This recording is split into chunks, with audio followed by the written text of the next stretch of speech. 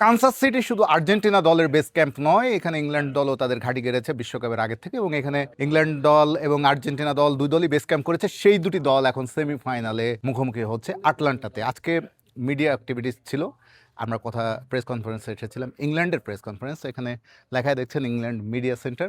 ইংল্যান্ডের goalkeeper Jordan Pickford এসেছিলেন দলের প্রতিনিধি হয়ে আর্জেন্টিনার বিপক্ষে ম্যাচের আগে কথা বলতে মিডিয়ার সঙ্গে।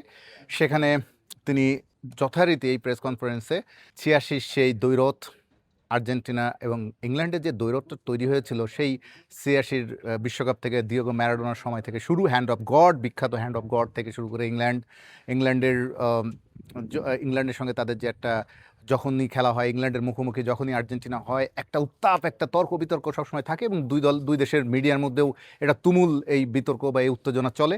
ব্রিটিশ মিডিয়া এরই মধ্যে নানা ধরনের খবর প্রকাশ করছে আর্জেন্টিনা দলকে নিয়ে, এবং আর্জেন্টিনা এই এই বিশ্বকাপেও তারা যেভাবে সেমিফাইনালে উঠেছে এবং ইংল্যান্ড যেভাবে সেমিফাইনালে উঠেছে, খুবই টপ দুটি টিম, এবং তারা এখন হাড্ডাহাড্ডি লড়াইয়ের একটা আভাস। পিকফোর্ডকে আমি জিজ্ঞাসা করেছিলাম ব্যক্তিগতভাবে, জর্ডান পিকফোর্ডকে জিজ্ঞাসা করেছিলাম লিওনেল মেসির একটি দুর্বলতা নিয়ে।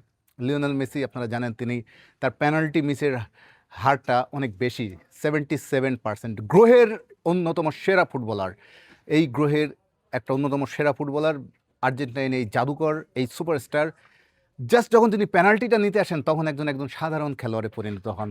তার স্নায়ুর মধ্যে যে কী ঘটে সেটা তিনিই ভালো বলতে পারেন।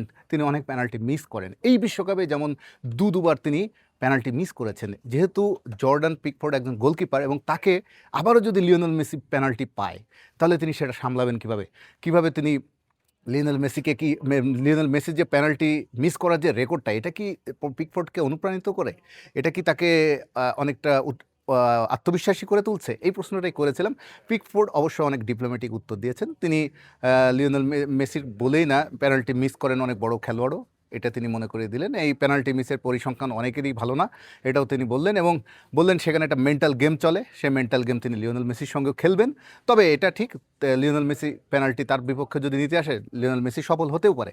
তো সেই ক্ষেত্রে এটা তিনি ডিপ্লোম্যাটিক উত্তর দিয়েছেন। তবে আমি বলতে পারি অলক্ষ্যে এটা নিয়ে নিশ্চয়ই অনেক অ্যানালিসিস করবে ইংল্যান্ড টিম, নিশ্চয়ই অনেক তাদের টিম অ্যানালিস্ট দেখাবে লিওনেল মেসি কোন দিকে শট বেশি নেয়, কোন দিকে বেশি মিস করে, কোন পায়ে তিনি, যেহেতু লেফট ফুটেড, তার শট নেওয়ার প্রবণতা সবই নিশ্চয়ই পিকফোর্ডের সামনে তুলে ধরা হবে, এবং পিকফোর্ড সেভাবেই তৈরি হবেন। এবং যদি নকআউট পর্ব, যেহেতু ম্যাচ যদি 120 মিনিটে 90 মিনিট তারপর এক্সট্রা টাইমে যদি ফয়সালা না হয়, সেক্ষেত্রে তো আবার টাই ব্রেকার হতেও পারে। টাই ব্রেকার পেনাল্টি মানেই তো আবার পিকফোর্ডেরই সঙ্গে মেসির লড়াই হতে পারে, যে এবং পেনাল্টিটা যদি লিওনেল মেসি মিস করবেন কিনা, করতে পারেন কিনা, নিশ্চয়ই এরকম আলোচনা তাদের মধ্যেও অনেক, ইংল্যান্ড টিমের মধ্যে অনেকভাবে হবে কীভাবে লিওনেল মেসিকে ঠেকানো যায়। শুধু ঠেকানো যায় এক্সট্রা টাইম টাই ব্রেকার বলেই না, 90 মিনিটেও পেনাল্টির সুযোগ আসতে পারে। যাই হোক, যেহেতু নকআউট পর্বে অনেক উত্তেজনা রোমাঞ্চ অপেক্ষা করছে, এবং যেহেতু ইংল্যান্ড এবং আর্জেন্টিনার লড়াই বারবার, দুই দলের যে দ্বৈরথ, দুই দলের যে হাড্ডাহাড্ডি লড়াই, এবং যতবার এক দল আরেক দলের ফেস করেছে ততবারই নানা রকম উত্তেজনা আমরা দেখেছি, 86, 98, 2002।